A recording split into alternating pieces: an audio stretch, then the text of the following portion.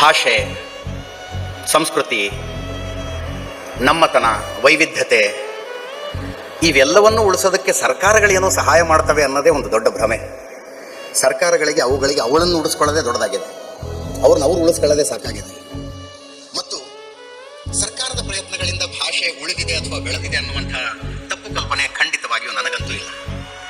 ಭಾಷೆ ಉಳಿದಿದ್ರೆ ಅದು ಜನಸಾಮಾನ್ಯರಿಂದ ಮಾತ್ರ. ನಾವು ಬೆಂಗಳೂರಿನಲ್ಲಿದ್ದಾಗ ಅಥವಾ ಚಾನಲ್ನಲ್ಲಿ ಕೂತ್ಕೊಂಡಾಗ, ಸ್ಟುಡಿಯೋದಲ್ಲಿದ್ದಾಗ ಮಾತಾಡುವಾಗ ಬೇಗ ಬಾ, ಬೇಗ ಹೋಗು, ಬೇಗ ಬಂದರು, ಬೇಗ ಹೋದರು ಮಾತಾಡ್ತೀವಿ. ಆದರೆ ನಾನೇ ನಮ್ಮ ಊರಿಗೆ ಹೋದಾಗ ಲಘು ಬಾ ಅಂತೀನಿ, ಲಘು ಹೋಗು ಅಂತೀನಿ. ಆದರೆ ಒಂದು ಜನ್ರೇಷನ್ ಹಿಂದಿನವ್ರ ಹತ್ರ ಇನ್ನೂ ಒಂದು ಶಬ್ದ ಇತ್ತು, ದೌಡ್ ಬಾ ಅಂತಿದ್ರು ಅವರು. ದೌಡ್ ಬಾ, ದೌಡ್ ಹೋಗು ಅಂತಿದ್ರು. ಆ ಒಂದು ಶಬ್ದ ಅವರಿಂದ ನನಗೆ ಬರಲಿಲ್ಲ. ಲಘು ಬಾ, ಲಘು ಹೋಗು ಅನ್ನೋ ಶಬ್ದ ನನ್ನಿಂದ ನನ್ನ ಮಕ್ಕಳಿಗೆ ಹೋಗೋದಿಲ್ಲ. ನೋಡಿ, ವೊಕ್ಯಾಬುಲರಿಯಿಂದ ಎಷ್ಟೊಂದು ಶಬ್ದಗಳ ಮಿಸ್ ಆದವು ಅಂತ. ನೀರನ್ನು ಗ್ಲಾಸಲ್ಲಿ ಹಾಕ್ಕೊಡು ಅಂತ ಸಹಜವಾಗಿ ಮಾತಾಡ್ತೀವಿ ನಾವು. ಬಟ್ ನಮ್ಮ ಊರಿಗೆ ಹೋದಾಗ ಲೋಟದಲ್ಲಿ ಹಾಕ್ಕೊಡು ಅಂತೀವಿ.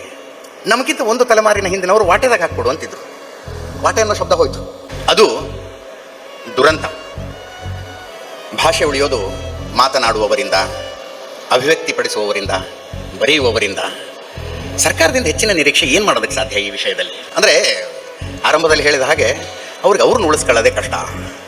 ಭಾಷೆ, ಸಂಸ್ಕೃತಿ, ಕಲೆ ಇವುಗಳನ್ನೆಲ್ಲ ಉಳಿಸ್ಬೇಕು ಅಂದರೆ ಎಲ್ಲಿಂದ ಉಳಿಸ್ತಾವೆ ಸರ್ಕಾರ?